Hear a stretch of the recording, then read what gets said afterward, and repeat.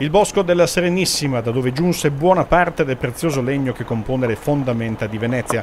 Ma il Cansiglio ha una storia ben più lunga, almeno 14.000 anni addietro era terreno frequentato dagli uomini di Neanderthal. Già un quarto di secolo fa, nel 1993, un professore dell'Università di Ferrara, Marco Peresani, diede vita a un primo scavo che fornì tracce importanti sulla presenza di cacciatori neolitici. La grossa sorpresa, il grosso vantaggio di questa grotta è che i livelli archeologici conservano inalterate le ossa, i resti di pasto di questi cacciatori, quindi avremo la possibilità di determinare quali animali abitavano, popolavano il Cansiglio durante il periodo tardo-glaciale, cioè durante la fine, gli ultimi momenti della glaciazione che interessò l'altopiano 20.000 anni fa. Quindi abbiamo la possibilità di vedere se venivano cacciate marmotte, cervi, caprioli, stambecchi, insomma.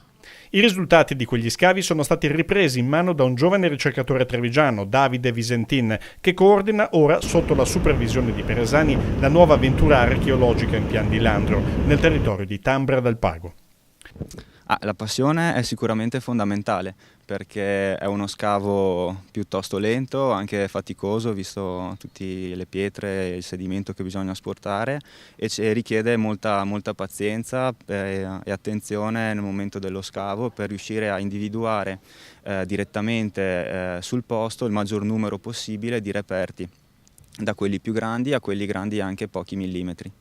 Sono al lavoro 8 archeologi alla ricerca del passaggio dei neandertaliani in Cansiglio e a supportare i loro interventi vi è la fondamentale collaborazione di Veneto Agricoltura.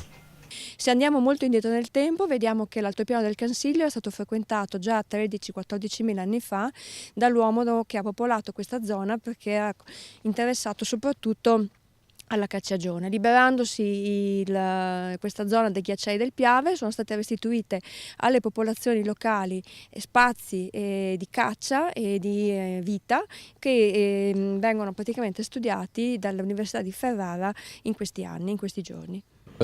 Questi scavi che verranno effettuati nei prossimi anni consentiranno di ottenere ulteriori informazioni, il carbone, appunto i resti animali, quindi di approfondire le conoscenze su determinati cambiamenti climatici che sono stati fondamentali per diciamo, il popolamento di queste aree.